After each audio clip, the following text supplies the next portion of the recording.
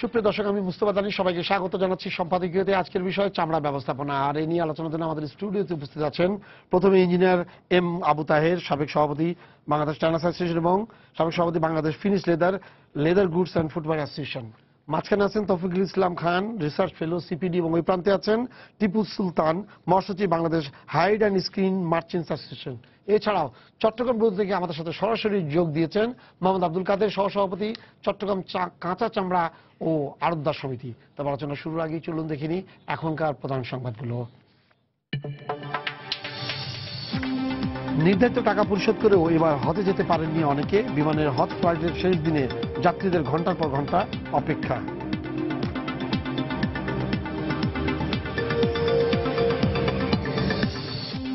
ঈদুল আজহা ও নির্বাহী আদেশে ছুটি ঘোষণা। 11 সেপ্টেম্বর সহ এবার সরকারি চাকরিজীবীরা ছুটি পাচ্ছেন টানা 6 দিন।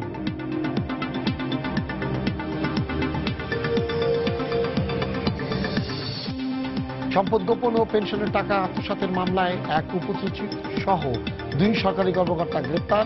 নির্বাহী বিভাগকে দুর্নীতিমুক্ত করতে হবে, মন্তব্য সাবেক পিএসসি সচিবের। সরকারি কর্মকর্তাদের মধ্যে যোগাযোগ নিবিড় করতে দেশীয় অ্যাপস আলাপন উদ্বোধন করলেন প্রধানমন্ত্রী। বললেন, ডিজিটাল বাংলাদেশের পথে দেশ আরও এক ধাপ এগিয়ে গেল। এবং বিভিন্ন অভিযানে নিহত 13 জঙ্গির লাশ মর্গ থেকে নেওয়ার জন্য পুলিশকে ঢাকা মেডিকেল কর্তৃপক্ষের চিঠি। সিরাজগঞ্জের জেএমবি সুইসাইড স্কোয়াডের 4 নারী সদস্য আটক। তবে আপনাকে দিয়ে করি, যেহেতু আপনি লেদারের অনেকগুলো জিনিসের সাথে জড়িত আছেন, এবার এখন পর্যন্ত যে অবস্থা আছে, তো আমি কোনো জিনিসই পক্ষে দেখছি না পুরো চামড়া ব্যবসার। আপনারা যেমন চামড়ার বলা হচ্ছে যে গত 2 বছর বা 3 বছর ধরে চামড়ারিয়া আন্তর্জাতিক বাজারে নিজের দিকে নামছে। আচ্ছা, পাশাপাশি বাংলাদেশের কনটেক্সটে বলা হচ্ছে যে গত বছর আমরা যে পরিমাণ চামড়া কোরবানির সময় পেয়েছিলাম প্রায় 96 লাখ থেকে 1 কোটি, তার মধ্যে আমরা এখনো ব্যবহার করতে পারিনি 35 থেকে 40 লাখ চামড়া ব্যবহারই করতে পারিনি, যেটা স্টকে আছে যে কোনো কারণে। তারপরে বলছে রপ্তানি কমে গেছে। আচ্ছা, এর সঙ্গে লবণ যুক্ত হয়ে গেছে।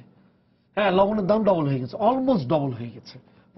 25 টাকা থেকে 45 টাকা পর্যন্ত, মানে 40 থেকে 45 টাকার মধ্যে চলে আসছে সবকিছু মিলে।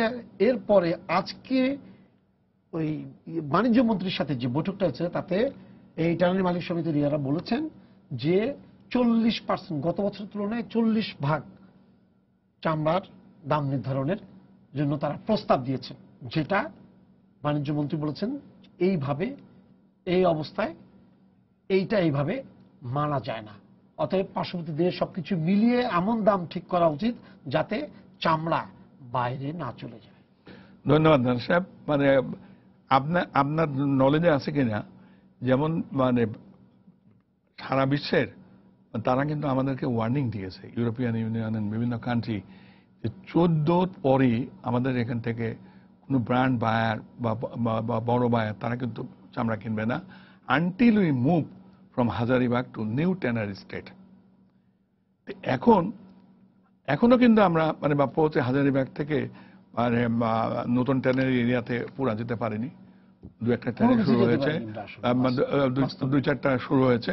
আর কুরবানির ঈদে আমাদের প্ল্যান আছে আরো যদি 20-30টা ট্যানারি ওয়েট ব্লো মানে করে। রাজনীতি ঠিক না। আপনি একটা জিনিস চিন্তা করে দেখেন, হাজারিবাগ গড়ে উঠেছে দীর্ঘ 50-60 বছর ধরে, আর সাভার ট্যানারি স্টেট মানে শুরু হয়েছে জাস্ট মানে জুন 14। মানে বলিষ্ঠ নেতৃত্বে আমাদের মানে এমপি বা ব্যারিস্টার ভজেন্দ্র তাপস, ওনাদের উদ্যোগে, এবং আমি ওর সঙ্গে জড়িত ছিলাম, এবং সেখানে কাজ শুরু হয়েছে। সেন্ট্রাল ইটিভির কাজ চলছে, 2টা মডুল প্রায় তাদের রেডি, কিন্তু এখনো কিছু বাকি আছে। তারা বলছে সহসায় শেষ হবে। আমাদের যদি আপনি দেখেন 2014 জুন মাসে it was a total barren land. আজকে যদি ওখানে ভিজিট করে দেখেন, then it is becoming a modern city. একটা ট্যানারি স্টেটকে 155টা ট্যানারি ওখানে অ্যাট এ টাইম কাজ শুরু করেছে, যেতে একটু সময় তো লাগবেই। এছাড়াও সরকারের কাছে আমরা বিভিন্ন সময় আবেদন জানিয়েছিলাম এই ট্যানারিগুলিতে কনস্ট্রাকশন যে খরচ হবে তাতে প্রায় 3,500 থেকে 4,000 কোটি টাকা। প্লাস এখান থেকে যে ড্রামগুলো আছে সেই ড্রামগুলো কিন্তু একটাও যাবে না, সবগুলি ভেঙে যাবে। আমরা সরকারের কাছে সহজ সত্ত্বে দীর্ঘমেয়াদী লোন চেয়েছিলাম, আমরা কিন্তু সেই লোন আজও পাইনি। আমরা কি পেয়েছি? সরকার একটা ভর্তুকি দিচ্ছে, ট্যানারি সরাতে হবে 250 কোটি টাকা, সেই টাকারও ছাড় করেছে মাত্র 80 থেকে 90 কোটি টাকা। আপনি চিন্তা করে দেখেন, যদি মানে আমার সঙ্গে চলেন, আই উইল টেক ইউ, ওখানে কিন্তু সবারই 1 থেকে 1,500 কোটি টাকা ইনভেস্টমেন্ট হয়ে গেছে। না কিন্তু তারপর আমি যে তারপর কথাটা বলছি মনে করেন, আমি আপনাকে বলে নিই যে এই যে ইনভেস্টমেন্ট হয়ে গেছে, এই টাকাটা মানে কোত্থেকে আসবে? 2 নাম্বার, বাজার, বিশ্ব বাজার মন্দা, তা তো আগেই বলেছি। হাজারীবাগ থেকে যতক্ষণ ট্যানারি না যাবে তারা চামড়া কিনবে না। ইন দ্য মিন টাইম মানে ওয়ার্ল্ড ইকোনমি খারাপ হয়ে গেছে। একটা চামড়ার জুতার দাম $500 থেকে $1,000, আর একটা নন লেদার আর্টিফিশিয়াল লেদারের জুতা $30 থেকে $50। So they are not using leather. আপনি যদি ওয়ার্ল্ড স্ট্যাটিস্টিক্স দেখেন তাহলে দেখবেন যে চামড়ার জুতো 15 to 20% ইউজ হয়, and another 10% leather goods, and rest shoes are from synthetic, PU, artificial leather. বাংলাদেশেও যদি দেখেন এইসব বাজারে মানে দোকান আছে আর্টিফিশিয়াল লেদার। তাহলে কি লেদারের ভবিষ্যৎ নাই? না, লেদারের ভবিষ্যৎ আছে, কিন্তু লেদারটাকে যদি আমরা এখান থেকে ওখানে নিয়ে যাই, definitely we can get better price, brand buyer will buy. কারণ যারা একটা করে জুতা কিনলেও যে মানে লেদারটা মানে এখানে পাওয়া যাবে, ইটস এ বিউটিফুল লেদার। সমস্যাটা কিন্তু এই জায়গায় হচ্ছে না। আপনি যাবেন কি যাবেন না, ধরে নিলাম যে আপনি এখানেই আছেন, এখানে থাকলে না আপনি এখানেই আছেন, মনে করেন গত বছর আপনি এখানে ছিলেন, আপনার কোনো ইয়া নেই, আপনি এখানে বসে আছেন সবকিছু, কিন্তু গত বছর আপনার 30% দাম কমে। আচ্ছা, এবার আমি আপনাকে বলি যে যতক্ষণ আমরা এখানে থাকবো ততক্ষণ তো আমাকে ব্র্যান্ড বায়ার কেউ তো চামড়া কিনছে না। ইটালি বন্ধ করেছে, কোরিয়া, সাউথ কোরিয়া চামড়া তারা বন্ধ করেছে। এটার দায়িত্ব কি ট্যানারি মালিকদের না সরকারের? আমাদের সকলেরই। কেন? মানে আমরা যে ধরেন আমাদের যে ট্যানারি স্টেটটা ডেভেলপ করেছে 2003 থেকে শুরু হয়েছে ট্যানারি শিফট, মানে শিফটের এত ইয়া করা হয়েছে, চেষ্টা করা হয়েছে। আপনি তো কেউ তো যা কথা বলবে দেখবে, কোনো চেষ্টাই আপনাদের মানে ট্যানারি অ্যাসোসিয়েশনের যারা মালিক তাদের তরফ থেকে না হাজারীবাগের আমাদের প্রত্যেক সম্পত্তি আমরা এখানে না, আমার মনে হয় এটা ভুল। কারণ আমাদের যে ধারণা না প্রত্যেক সম্পত্তি এখানে আমরা মানে আমি কেন বলছি প্রত্যেক সম্পত্তি বলতে আমি ওই অর্থে বলছি না হাজারীবাগ ছাড়া আমরা চামড়া নিয়ে ভাবতে পারি না। না, এটা ব্যাপার এটাই আমাদেরকে, আমরা যতদিন ধরে গত 5 বছর ধরে সময় টেলিভিশন 5-6 বছর হয়ে গেছে, এই আমরা এটাই বলে আসছি, প্রতিবার আমরা এটা সামনে নিয়ে আসছি, ওনারা আমাদেরকে শর্ট দেয়, ভাই আমাদের এখানে এই সুযোগ আছে, এই সুযোগ আছে, এটা ভাঙতে হবে, ওইটা করতে হবে, এই জায়গায় এখানে আমরা থাকবো, অন্য জায়গায়। দেখেন, একটা জিনিস পুরোনো জায়গা থেকে চলে যেতে সবারই কষ্ট হয়, এইটা স্বাভাবিক। মানে ব্যাপার হচ্ছে তাদেরকে কনভিন্স করতে হবে, আপনি ঠিক বলেছেন, সরকার আপনাকে দেয়নি, এটা আপনি একদম ঠিক বলেছেন, কিন্তু সরকারের সদিচ্ছার একটা জিনিস তো আছে, তার মানে সরকার চাচ্ছে ওইখানে এই কারণে যাতে তাদের ইনকামটা বেড়ে যায়, রপ্তানিটা হয়, পরিবেশটা পায়, কিন্তু এই পরিবেশের মধ্যেও ঢুকতে চায় না। আপনি পরিবেশের মধ্যে ঢুকে কথা বলেন, পরিবেশ, এর ফলে কি হচ্ছে? আপনারা বলছেন আন্তর্জাতিক বাজারে দাম কমে গেছে, কি হচ্ছে? বায়ার্স যারা ব্র্যান্ডেড বাজার তারা কেউ আমাদের চামড়া কিনছে না। আচ্ছা, তাহলে চামড়াটা কি করে বিক্রি হবে? তৌফিক ভাই, এবার সামনে চলে আসছে 1 কোটি চামড়া হবে, এই চামড়াগুলো কোথায় যাবে? এই চামড়াগুলো আমি তো বলছি যে কমপ্লায়েন্স এখন একটা বড় ইস্যু। হ্যাঁ, এটা শুধুমাত্র আমরা তো আরএমজির অবস্থা দেখেছি, একই রকম ভাবে আমরা চামড়া শিল্পের দেখতে পাচ্ছি। আপনি দেখবেন যে বৈপরীত্যটা হলো, এবং আমরাও কিছুদিন আগে আলোচনা করছিলাম, এডিবি একটা স্টাডি করলো যে আমরা এই আরএমজির পরে আমাদের মূল শিল্প কি হবে। আমরা সবাই আশা করেছিলাম এই চামড়া, পাদুকা শিল্প বা যেটা ফুটওয়্যার ইন্ডাস্ট্রি বলি, এটা আমাদের নেক্সট বিগ থিং বলি আমরা, তো সেইটা হবে। কিন্তু সেই দিক থেকে আমার মনে হয় যে বাংলাদেশের কেন জানি প্রস্তুতিটা নাই, একদমই নাই। অনেকগুলো বাধার মধ্যেও যদি আপনি দেখেন যে আপনি গত অর্থ বছর যেটা শেষ হলো 15-16, সেখানেও শুধুমাত্র লেদার, যেটা আমরা কোনো মানে ভ্যালু এডিশন বলতে সেই অর্থে প্রস্তুতকৃত দ্রব্য না, ম্যানুফ্যাকচারিং না, কিন্তু লেদার আমরা যেটা এক্সপোর্ট করতাম সেটা কমে গেছে প্রায় 30% মতো। তারপরেও আমরা যা মোট রপ্তানি করি, আমাদের এই চামড়া এবং চামড়াজাত পণ্যের মোট রপ্তানি প্রায় $120 কোটি, একেবারে কম না। এবং তার মধ্যে কিন্তু আপনি দেখবেন যে 1/3 হলো শুধু চামড়া। ফিনিশ গুড কিন্তু আমরা ইয়া করতে পারছি না। না, ফিনিশ গুডস আমরা আগেও মানে আগের থেকে তো আরো কমে আমরা গেছে। ওইভাবে আসলে ডেভেলপ করিনি। করিনি। Yes. এখন দ্বিতীয় যেটা চামড়াগুলোকে প্রপারলি আমরা কাজে লাগাতে পারছি না, এটাকে লেটেস্ট লেটেস্ট। এখন দ্বিতীয় যেটা বিষয় আছে, উনি যেটা বলছেন যে বিশ্ববাজার যদি দেখি, আপনি বলতে পারেন যে বিশ্ববাজার এখন কিছুটা মন্দা আছে, চামড়ার দাম কমে গেছে, কিন্তু এই বাজার কিন্তু একেবারে ছোট না, এটা প্রায় $91 বিলিয়ন একটা বাজার। সেখানে আমরা মার্কেটের মধ্যে ঢুকে বসে আছি, বিরাট এত বড় আকার। $240 বিলিয়ন, আমি কারেক্ট করি, $240 বিলিয়ন মার্কেট। না, কিন্তু ভিয়েতনাম দেখেন, সবকিছু মিলে ভিয়েতনাম দেখেন, তারা কিন্তু সবার উপরে দাঁড়ায় আছে। $91 বিলিয়ন মার্কেট। হ্যাঁ, কিন্তু ফলে সেই দিক থেকে ভিয়েতনাম কিন্তু এক নম্বরে দাঁড়ায় আছে। কি না, এবং ভিয়েতনামের যদি প্রোগ্রেস দেখেন লাস্ট 10 বছরে এটা করেছে। তা আমি বলছি যে আরএমজিতে যখন এই একই রকম একটা বড় কমপ্লায়েন্সের জায়গা আসলো, তখন সমন্বিতভাবে এটাকে খুব দ্রুত বাস্তবায়নের দিকে এগিয়ে গেছে। এবং আপনি যেটা বলছেন, আমার মনে আছে যে এই সময় টিভিতে আমি 2 বছর আগে এই বিষয়টা নিয়ে কথা বলছিলাম। ইউরোপিয়ান ইউনিয়ন যখন বলল যে আমরা নেব না 2014 এবং এটার পরে, তখনও কিন্তু আমরা বলছিলাম যে কোন কোন জায়গায় ঘাটতি আছে এবং এটা দ্রুত বাস্তবায়ন করা যায় কিনা। ফলে সেই দিক থেকেও একটা হয়েছে। একই সাথে মার খেয়েছে হলো এখন যে বলছেন যে ওটা বিশ্ববাজারে যে দাম কমের ব্যাপারটা বলছেন, এটাও সত্যি কথা, এই বিষয়টাও ঠিক আছে। ফলে সেই দিক থেকে একটা সামগ্রিক চাপে আছে। কিন্তু এই চাপের মধ্যে চামড়াগুলোর কি হবে? এই চামড়াগুলোর এখন তো যেটা আপনি বলছেন যে একটা বড় জায়গা তো হলো যে আমাদের, তারা যে প্রস্তাবটা দিয়েছে এটা খুবই দাম কমে যাবে 30 থেকে 40%। তাহলে এরপরে আপনি বলেন এই চামড়াগুলো কি এই দেশে থাকবে? এবং দ্বিতীয় যেটা হবে সেটা হলো যে যারা এই ব্যবসাটা করছেন, সেই ব্যবসাটা আসলে তারা মার খাবেন। এবং গত অর্থবছর আমরা দেখেছি, গত কোরবানির সময়ও মূলত কিন্তু বড় ধরনের ক্ষতির মুখে পড়েছেন যারা ছোট ব্যবসায়ী ছিলেন, এই সিজনাল ভাবে ব্যবসা করতেন এবং করতেন। এখন আমরা ফরিয়া বলতে পারি তাদেরকে, কিন্তু এরা খুবই ক্ষুদ্র ব্যবসায়ী, এদেরও একটা নিশ্চয়ই পারপাস আছে বলে তারা এটার ভিতরে আছেন। ফলে সেই জায়গাটায় একটা বড় আছে। এখনো সেই গত বছরের পেমেন্টও সব পুরোপুরি ক্লিয়ার হয়নি। তো বড় আকারে আমি যেটা বুঝতে পারছি সেটা হলো যে একটা বড় সমস্যা হবে, এটা বিক্রি হবে না। দ্বিতীয় যেটা হবে, এই চামড়াটা যারা বিক্রি করবে বিশেষত কোরবানির পরে, এবং বাংলাদেশে মোট যে চামড়ার সরবরাহ প্রায় 50 ভাগের মতো, 40 থেকে 50 ভাগ এই কোরবানির সময় আসে। এই পুরো অর্থটাই কিন্তু আসলে যাবার কথা আপনার গরিব মানুষের কাছে। তার মানে আপনার যখন চামড়ার দাম নাই, তখন আসলে গরিব মানুষের কাছে যেই আমরা বলি যে রিডিস্ট্রিবিউশন এফেক্টটা থাকতো, সেইটাও কিন্তু আর থাকবে না। ফলে সামগ্রিকভাবে এটা কোন দিক থেকে এটা ভালো হবে না। আর দ্বিতীয় বিষয় যেটা হলো যে আমি বলবো সেটা হলো, গতবারও আমরা দেখেছি যে এই সময়ে প্রচুর পাচার হয়েছে এবং বর্ডার আটকে দেবার কথা সরকার বলেছিল তখন, এবং বিশেষ নজরদারি ছিল। এই বছর একই রকম হতে পারে। টিপু সুলতান সাহেব বলেন। তৌফিক ভাই, ধন্যবাদ আপনাকে। তৌফিক ভাই যে কথাটা বলেছে পাচার হওয়ার বিষয়টা, পাচার আমরা দেখেছি ইতিমধ্যে 6 থেকে লাস্ট 6 to 7 ইয়ার্স আপনার গোয়েন্দা নজরদারিতে এবং বর্ডার যে বিজিবি রয়েছে আমাদের, পর্যাপ্ত তারা কৌশল অবলম্বন করে পাচার রোধকে ঠেকানোর চেষ্টা করেছে, অনেক ঠেকানোর চেষ্টা করেছে। ইতিমধ্যে আমরা মনে করি শতভাগ আমরা সফলতা না আনতে পারলেও 80% সফলতা আমাদের বিজিবি। রিসেন্টলি আমাদের একটা মিটিং হয়েছে আপনার স্বরাষ্ট্র মন্ত্রণালয়, বিজিবির মহাপরিচালক এবং দেশের বড় বড় মিলিটারির চিফ, বিমান বাহিনীর চিফ, স্বরাষ্ট্রমন্ত্রী মহোদয় ছিল আমাদের সাথে। তারা নজরদারির উপরে, স্মাগলিং নজরদারিটার উপরে বেশি গুরুত্ব আরোপ করছে। বিকজ অফ এই মাল্টি যদি স্মাগলিং হয়ে যায়, তাহলে দেশীয় রাষ্ট্রের সম্পদটা এটা কমে গেল। এটা যে বিদেশি মিলিয়ন বিলিয়ন ডলার আর্ন করবে, ওটা থেকে বঞ্চিত হলো।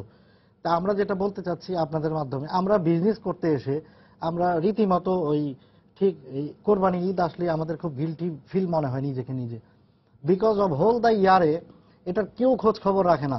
কোরবানি আসলে মিডিয়া, চ্যানেল, পত্রিকা এইভাবে পেয়ে যায় যা ইউ কান্ট ইমাজিন। এখন আমার প্রশ্ন হচ্ছে, রাষ্ট্রীয় সম্পদকে বাঁচাতে হলে রাষ্ট্রকে আগায় আসতে হবে। তথাকথিত আমরা যারা যারা এই শিল্পকে ধরে রেখেছি, এটা তো রাষ্ট্রীয় শিল্প, সম্পদটা রাষ্ট্রের। আমরা যেভাবে চেষ্টা করে বাঁচিয়ে রেখেছি, রাষ্ট্র যদি আমাদের হেল্প না করে, আপনি দেখেন চা শিল্প, পাট শিল্প আমাদের কিন্তু ধ্বংস হয়ে গেছে ইতিমধ্যে। আমাদের চামড়া এবং গার্মেন্টস এই দুইটা শিল্প রয়েছে আজকে পর্যন্ত। এটার মানে জাতি, দেশ, তথাকথিত এটা ব্যাকবোন, আমি একটা ফাউন্ডেশন মনে করি যে ডলার বিদেশ থেকে আনা, এই শিল্পর মাধ্যমেই ডলার আর্ন করতেছি। যদি ডলার আর্ন করে থাকি, আমাদের মাননীয় সরকারের প্রতি আমাদের বহুবার আকুল আবেদন করেছি যে এই কারণে এই সেক্টরটার উপরে স্পেশালি নজরদারি করুক, খবরদারি করুক হোল দ্য ইয়ারে। এই শুধু অনলি নট ঈদ উল আজহার সময়, সারা বছর যদি নজরদারি খবরদারি করা হয়, এই রাষ্ট্রীয় সম্পদকে বহুগুণ আরো শীর্ষে স্থানে নেওয়া সম্ভব বলে আমি মনে করি। এবং দেশ এই ভাবমূর্তি, এই চার্ম, এই ক্রেজ এই দেশের প্রত্যেকটা জনগণ, নাগরিক, তথাকথিত প্রত্যেকটা লোক আমরা পাবো। তা আমরা বারবার বলার পর যদি সরকারের এটা এটার প্রতি নজরদারি না থাকে তাহলে আমরা কি করব? এই যে এবার যেটা হচ্ছে, যে বলা হচ্ছে 40% চামড়া গত বছরের তুলনায় 40% প্রতি বর্গ ফুটে কমায় দেওয়ার যে প্রস্তাবটা করেছে, যেটা আমাদের বাণিজ্যমন্ত্রী বলেছেন যে এটা সম্ভব না, পার্শ্ববর্তী দেশের সাথে বাণিজ্য যেরকম ইয়ে আছে সেটা ভিত্তিতে করা হোক। প্রতি বছর যদি আপনার 30% করে চামড়ার দাম এখানে নামায় দেওয়া হয়, যে কিনবে চামড়াটা, যে প্রথম বায়ার হিসেবে চামড়াটা সরাসরি যার কাছ থেকে কিনছে, সে তো আবার তার কিছুতে লাভ করছে। এখন মনে করেন তারা যদি সেট করে যে না আমি একটা গরুর চামড়া 1200-1500 টাকা দিয়ে কিনলাম, তারপরে সে যদি এইটা, সে তো নিশ্চয়ই যদি 1500 টাকা দিয়ে কিনে, সে নিশ্চয়ই এটা 1400 টাকা দিয়ে বিক্রি করবে না। এখন যদি গরুর চামড়ার দাম আপনারা এভাবে নির্ধারণ করে দেন, আর এটা যদি 1200 টাকায় থাকে, সে কি প্রতি চামড়াতে 300 করে টাকা লস দিবে? আমি একটু বলে নিই, আমার মনে হয় টিপুকে আমি একটু ডিপেন্ড করি। আমার যদি ব্যবসা না হয়, চামড়া যদি আমি ঠিক দামে এক্সপোর্ট না করতে পারি, যেহেতু ব্র্যান্ড বায়ার তারা চামড়া কিনছে না, তো আমি চামড়াটা বেশি দামে কেন কিনবো? সরকার তো আমাকে ভর্তুকি দিচ্ছে না যে চামড়া কেনো, তোমাকে আমি ভর্তুকি দেবো। আচ্ছা, ইয়েস। এবার আমরা চট্টগ্রামে যাই। কাদের ভাই? জি, আচ্ছা, আপনি কি কথাগুলো শুনেছেন ওনারা কি বলেছেন? জি জি শুনেছি। আচ্ছা, উনি লাস্ট কথা তাহের ভাই যেটা বললেন যে যদি আমার বাজারই না থাকে, আমার জিনিসপত্রের দাম আমি যদি এরকম করে সেল করতে না পারি, তাহলে কেন আমি চামড়া কিনবো এবং কেন আমি বেশি দাম দিয়ে চামড়া কিনবো? সেক্ষেত্রে আপনারা কি করবেন? জি, সেক্ষেত্রে আমরা, ওনারা যদি চামড়া না কিনে, আমরা তো অনেক লোকসানে পড়ে যাব। কারণ আমরা যে গুদামদার যারা আছে তারা লবণ কিনেছে এবং প্রচুর ওয়ার্কারদের, বিভিন্ন কর্মচারীদের টাকা অ্যাডভান্স দেওয়া হয়ে গেছে অলরেডি। বিভিন্ন খাতে আমরা টাকা দিয়ে দিচ্ছি লোকজনকে চামড়া কেনার জন্য। তো ওনারা যদি না কিনে, তাহলে আমরা অনেক লোকসানের মধ্যে পড়ব। তাছাড়া আমরা গত বছর যে চামড়াগুলা ওনাদের কাছে বিক্রি করেছি, এখনো এই টাকা আমরা ওনাদের কাছ থেকে আদায় করতে পারিনি, ট্যানারি মালিকদের কাছ থেকে। কেন পাননি? কি জন্য? প্রতি বছর কি এটা এই লস প্রজেক্টের মধ্যে পড়ে যায় না? কি করে আপনারা এই টাকা কি আপনারা পান? ওই টাকা তো আমরা পাই না, ওনারা বিভিন্ন খাতে আমাদের টাকাগুলো রেখে দেয়, লস লোকসান বলে। এগুলো তার কারণ আমরা তো এক্সপোর্ট করতেছি না, আমরা বুঝতেছি না আসলে বিশ্ববাজারে চামড়ার কি চাহিদা বা কি পরিমাণ। ওনারা যেগুলো বলতেছে, আমরা তো ক্ষুদ্র ব্যবসায়ী, লবণজাত করে ওনাদের কাছে বিক্রি করি। এখন ওনারা যেটা বলে আমাদেরকে শুনতে হয়। এখন এইভাবে আমাদের অনেক টাকা ওনাদের কাছে, গত বছরের টাকাও এখনো পর্যন্ত আমরা পাইনি। বিভিন্ন অজুহাত দেখিয়ে আমাদের কাছ থেকে চামড়াগুলো কম দামে চট্টগ্রাম থেকে কত কোটি টাকা এখনো প্রায় 5 থেকে 6 কোটি টাকার আমাদের চট্টগ্রামের টাকাটা ঢাকা ট্যানারি মালিকদের কাছে রয়ে গেছে। কত কোটি টাকা প্রতি কোরবানির সময় আপনারা ঢাকা ট্যানারির কাছে দেন?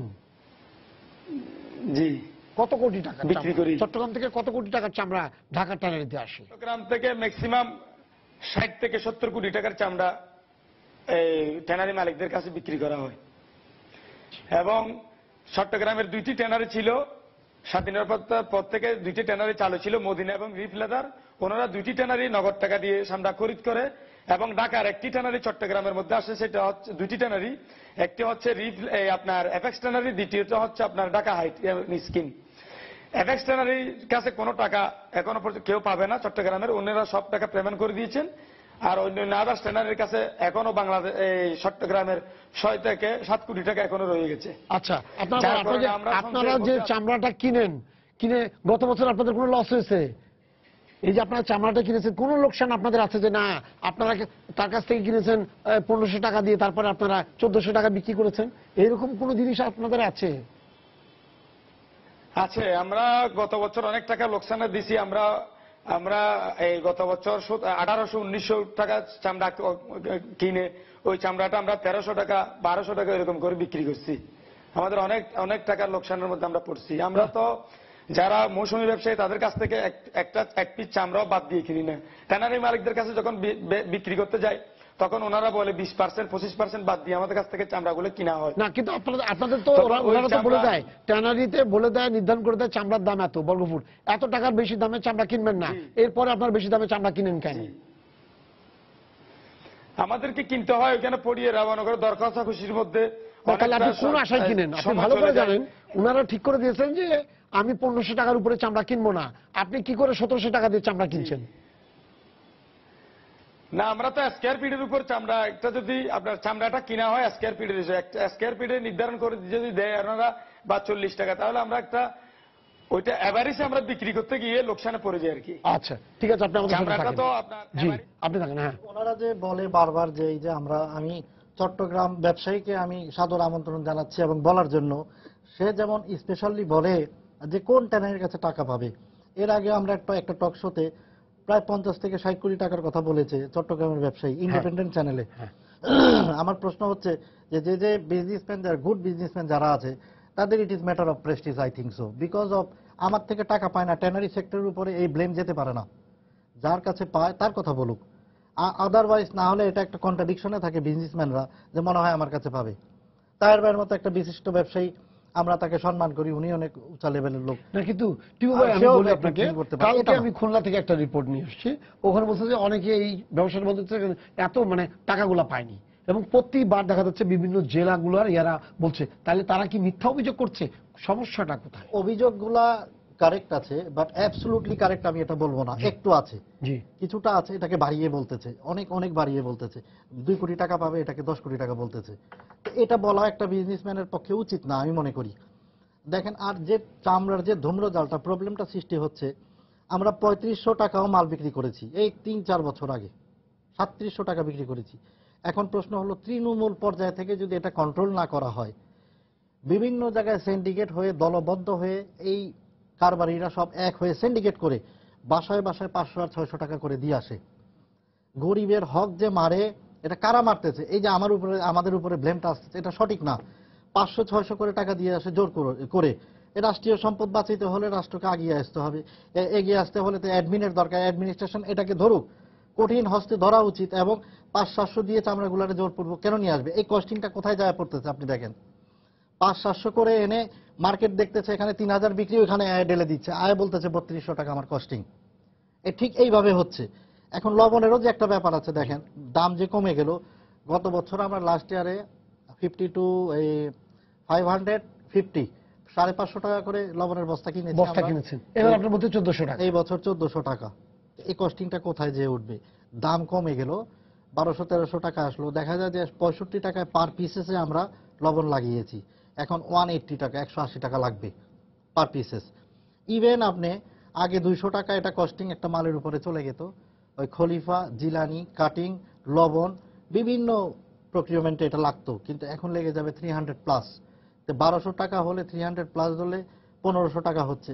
সেই ক্ষেত্রে যারা আড়তদার, তাদের একটা কমিশন দরকার, যারা বিক্রি করে তাদের এই কস্টিংটা তো অনেক বেড়ে যায়। যে এখন আপনার যে প্রশ্নটা চামড়া কিনবেন না, রাষ্ট্রীয় সম্পদকে বাঁচানোর দায়িত্ব তো শুধু আমাদের না। তাহের ভাই বললো যে এই মাল যদি বিক্রি করে আমি টাকাই না উপার্জন করতে পারি, আমি কেন পারচেস কিনবো করবো? কেন? কেন পারচেস? আমি কেন লস দিব? Why I purchase? তো এখন পারচেস করার একটা উদ্দেশ্য থাকতে হবে, যেটা আমার রুটি রোজগারের ব্যাপার, আমি এটা বিজনেস করি। তাই বিজনেস করতে হলে আমাকে টাকা কামাইতে হবে, বিজনেসটাও করতে হবে। যদি লসই প্রতি বছর খেয়ে থাকে আর হয়, ট্যানারিতে আজকে পর্যন্ত 40% মাল রাখা, কথাটা বাস্তব এবং সত্য কথা। তাহের ভাই নিজেও এটাকে দেখে আসছে। 40%। এখন এটা তো কোনো মিথ্যার আশ্রয়ও নেয়নি। আপনারা স্পটে লোকও পাঠাইতে পারেন, সংস্থা যেতে পারে, তারা যা এটা অবজারভেশন করুক, ইন্সপেকশন করুক, আসলে সত্যি কিনা। তা আমরা চাচ্ছি চামড়া শিল্পকে এটাকে বাঁচিয়ে এবং টিকিয়ে রাখতে হলে যথেষ্ট এবং যথাযথ তদারকি, খবরদারি প্রয়োজন, হোল দা ইয়ারে, নট অনলি ঈদুল যেটা আজহা। বলছেন উনি, এটা খবরদারি। সাফিসিয়েন্ট না। কেন এইখানে আরএনজিতে কেন এইখানে খবরদারিটা হচ্ছে না?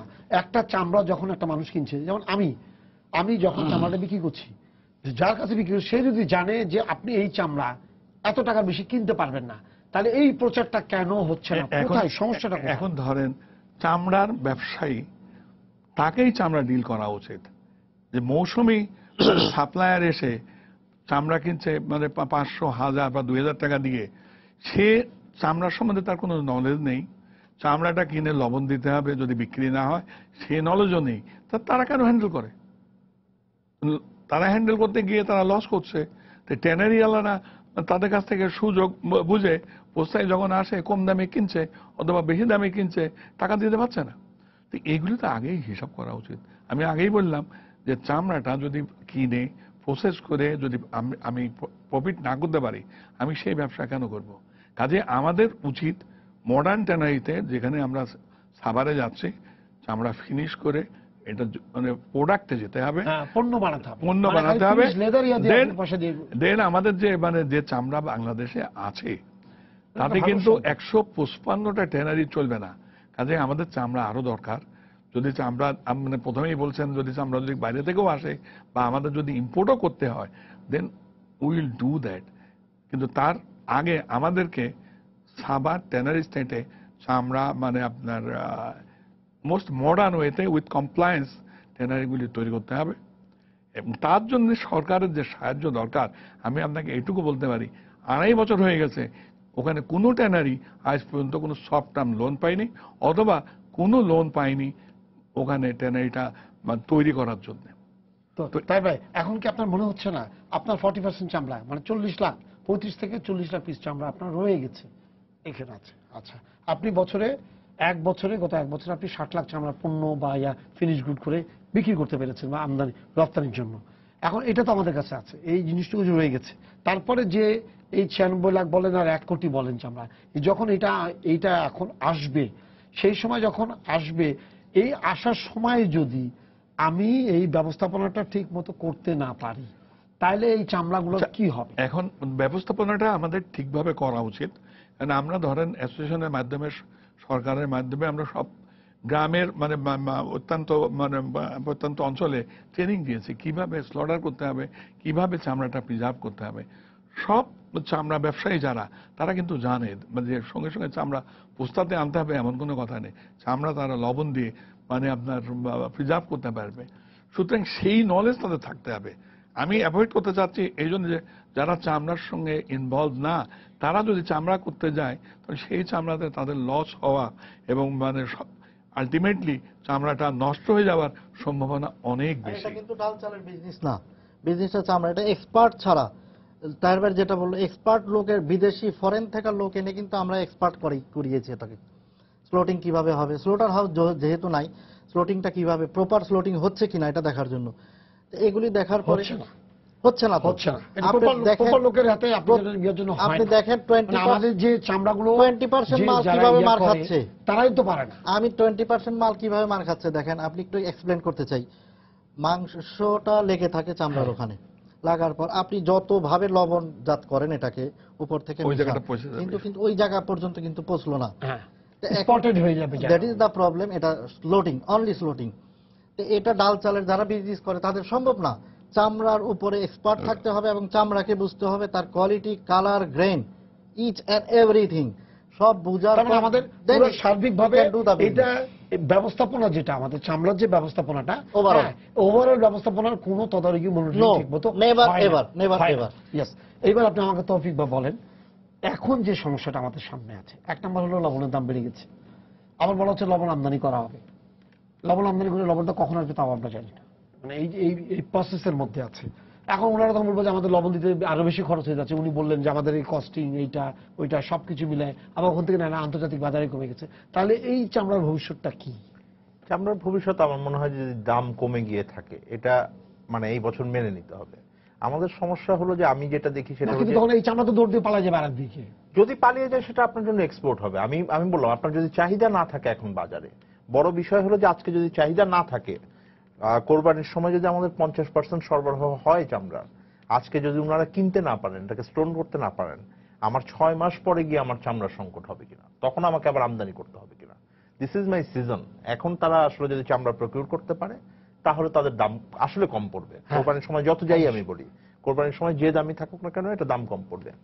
আর যখনই এটা আপনাকে অফ সিজনে গিয়ে কিনতে হবে তখন হয় আপনাকে আমদানি করতে হবে যারা প্রোডাক্ট বানাবেন তাদের জন্য, অথবা আপনাকে তখন যে প্রকিউরমেন্ট একটু বেশি দামে কিনতে হবে। কিন্তু এই ব্যবস্থাপনা কোনো জায়গায় তো না, কিন্তু আপনি তো আমি বলছি আপনাকে, আপনি এই পুরো আলোচনাই কিন্তু খুবই শর্ট টার্ম সলিউশনের ভিতরে আছে। আমরা বারবার এই জায়গাটাতে মিস করছি। উনি যেটা বলছেন যে আমাদের যদি এই চামড়া ব্যবস্থাপনা করতে হয় সরকার কিভাবে করবে বা উনারাই কিভাবে করবেন।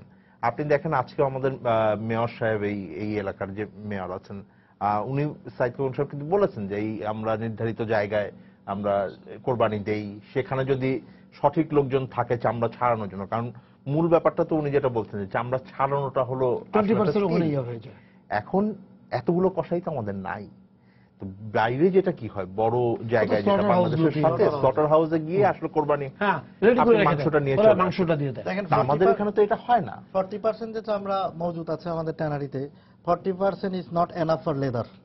কোনো অবস্থাতে ঈদের চামড়া অবশ্যই প্রয়োজন প্রত্যেকটা ট্যানারির, বিকজ অফ ঈদের চামড়াটা কিন্তু খুবই ভালো কেনা হবে। আমি বলছি যদি দাম কম থাকে তাহলে দাম কম হবে। মূলত আসলে যারা পাবেন না তাদের মধ্যে একটা বড় অংশ আমি বলছি যে গরিব মানুষ পাবেন না।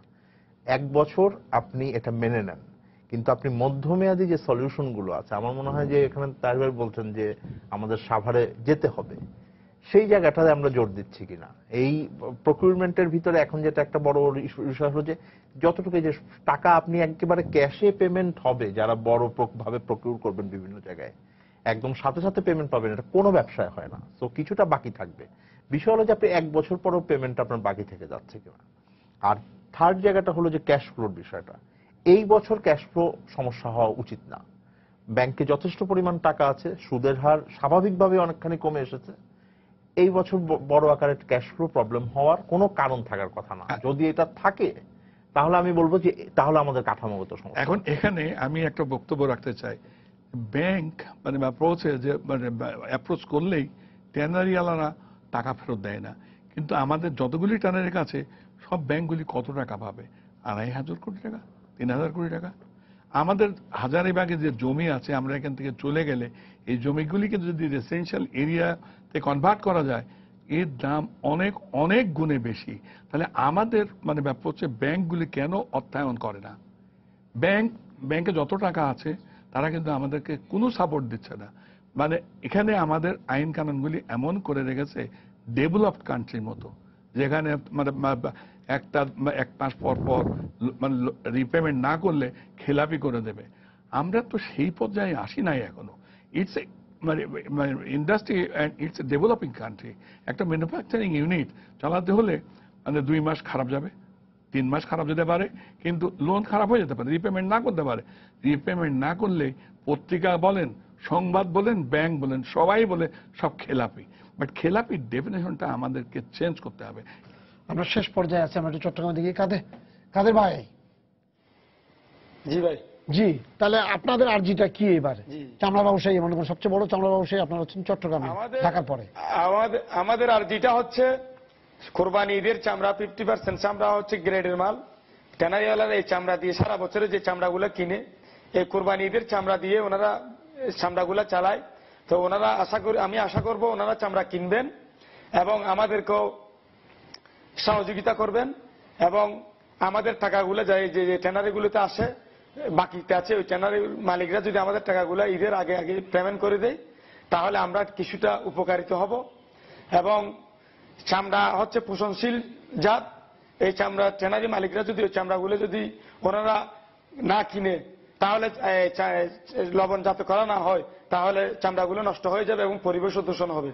তাই আমি আপনাদের চ্যানেলের মাধ্যমে আমাদের চট্টগ্রামে যে 2টি ট্যানারি পরিবেশের কারণে বন্ধ আছে ওগুলো যদি ঈদের আগে যদি একটু খুলে দেওয়া হয় তাহলে 3-4 মাসের জন্য, তাহলে ওনারাও যদি কিছু চামড়া কিনে তাহলে আমরা চট্টগ্রামের ব্যবসায়ীরা উপকৃত হব এবং চট্টগ্রামের ব্যবসায়ীরা কিছুটা আপনার সুফল পাবে। এই বলে আমি আপনাকে ধন্যবাদ আশা করি। শেষ মিনিট যে লবণের যে বিষয়টা আছে, লবণ কিন্তু আপনাদের মাধ্যমে সারা দেশবাসীকে জানাতে চাই 7 থেকে 8 ঘন্টার ভিতরে, ম্যাক্সিমাম 10 ঘন্টার ভিতরে এটাকে প্রিজার্ভ করতে হবে এবং লবণজাত করতে হবে। আদারওয়াইজ এই চামড়া নষ্ট হয়ে যাবে। নষ্ট হয়ে গেলে এর কোনো দাম নাই। তো এটা বারবার আপনারা যেভাবে প্রচার করেন এটা নিয়ে, এটাকে আরো বারবার সেভারাল টাইম প্রচার করা উচিত। আর না হয় যে সামার সিজনে এখন আমরা জলবায়ুর পরিবর্তনের কারণে গরমে সামারে আমরা কোরবানিটা শীতেও পেয়েছি আমরা, বাট এখন গরমে পাচ্ছি অনেক বেশি। কিন্তু এই গরমের পাশাপাশি বৃষ্টির যে পানিটা, এই পানিটা কিন্তু একটা বিষক্রিয়া, বিষ পুরা চামড়ার জন্য। তো এটাকে খেয়াল রাখতে হবে। দূর দূরান্ত থেকে যারা যারা চামড়া নিয়ে আসে, স্লোটিং হওয়ার 7-8 ঘন্টা ম্যাক্সিমাম 10 ঘন্টার ভিতরে আমাদের Posta Bangladesh hide and skin merchant, এটা বিশাল মার্কেট, 100 ইয়ার্স 100 বছরের পুরাতন মার্কেট। এই মার্কেটে আনা হোক, তথাকথিত হাজারীবাগে আনা হোক, কোনো সমস্যা নাই, কিন্তু এটা খুব দ্রুত পৌঁছায় দিতে হবে, আর না হয় এটা চামড়া বাঁচানো সম্ভব না। কোন শেষ মিনিটে আপনি কি বলবেন তৌফিক ভাই? লাস্ট মিনিটে বড় বিষয় হলো অর্থনৈতিক ভাবে যদি বলেন চামড়ার শিল্প, এই যে এত বড় একটা শিল্প আমাদের এখানে আছে, উনি বললেন যে ব্যাংক লোন নিয়ে ঝামেলা করে বা এইগুলো হচ্ছে আমরা ওইভাবে সাপোর্টটা পাচ্ছি না, কিন্তু এটা একটা বড় আর্নার। হ্যাঁ, বড় বিষয় হলো আমার মনে হয় যে ব্যবসা একটা স্বাভাবিক গতিতে চলবে। বড় জায়গা হলো যে সরকারি নীতি কিরকম হবে। সরকারি নীতির ক্ষেত্রে একটা জায়গা হলো যে ক্যাশ ফ্লো, সেটা যদি ঠিক থাকে সেটাকে দেখা। বিশেষ করে সরকারি ব্যাংকগুলো আছে, তারা ঋণ কিভাবে দিচ্ছে। আমি যতটুকু জানি সোনালী ব্যাংক বিশেষত বড় ধরনের প্রস্তুতি নাকি নিয়েছে তারা। বড় জায়গা হলো যেটা তাহের ভাই বলছিলেন যে দ্রুত আমাদের এই চামড়াগুলো আমরা সাভার থেকে ম্যানুফ্যাকচার করতে পারি কিনা এবং সেখান থেকে আমরা এক্সপোর্ট করতে পারি কিনা, এটা খুব গুরুত্বপূর্ণ হয়ে থাকবে। তার মানে এই পুরো জিনিসের মধ্যে দাঁড়াচ্ছে, এক নম্বর হলো বাজার যদি ধরতে হয়, তারা যে সময় নির্ধারণ করে দিয়েছে যে আমরা যে নিব না, সেটার জন্য সবচেয়ে বড় এখন সামনে সবচেয়ে বড় টার্গেটটা হচ্ছে দ্রুত সাওয়ারে এই ট্যানারির ইয়েগুলো চলে যাবে। আমার মনে হয় যে ম্যানুফ্যাকচারের জন্য ভালো হবে, কারণ তারা তো প্রতি মাসে এখন তাহলে তখন বায়ার্সরা, উনি যেটা বললেন যে বায়ার্সরা তখন আসবে, ব্র্যান্ডেড বায়ার্সরা আসবে। তাহলে এখন যে অস্থিরতা এই চামড়ার বা নিচে নেমে যাওয়ার যে কথাগুলো উঠছে, কম দাম হচ্ছে, সেই জিনিসটা থাকবে না। কারণ এখন মানে বা প্রসেস আমরা ট্যানারি চালাচ্ছি, আমরা চামড়া কিনবো না এটা কিন্তু বলি নাই। আমরা চামড়া কিনবো বাজার দরে, কারণ আমাদেরকে মানে ভবিষ্যতে কি হবে তার উপরে নির্ধারণ করে আমাদের চামড়া কিনতে হবে। এখন যদি আমি বেশি দামে চামড়া কিনি তাহলে আমি লস করব। ব্যাংকের বিষয়টা একটু ক্লিয়ার না, আমার সময় শেষ হয়ে গেছে। আচ্ছা, আপনাদেরকে ধন্যবাদ স্টুডিওতে আসার জন্য। পাশাপাশি আমি কাদের সাহেবকে ধন্যবাদ দিচ্ছি, চট্টগ্রাম থেকে আপনি আমাদের সাথে যোগ দিয়েছিলেন এই আলোচনায়। সবাইকে শুভেচ্ছা জানিয়ে শেষ করছি আজকের সম্পাদকীয়। আগামীকাল আবারও দেখা হবে রাত 10টায়। দেখার আমন্ত্রণ রইল। শুভরাত্রি।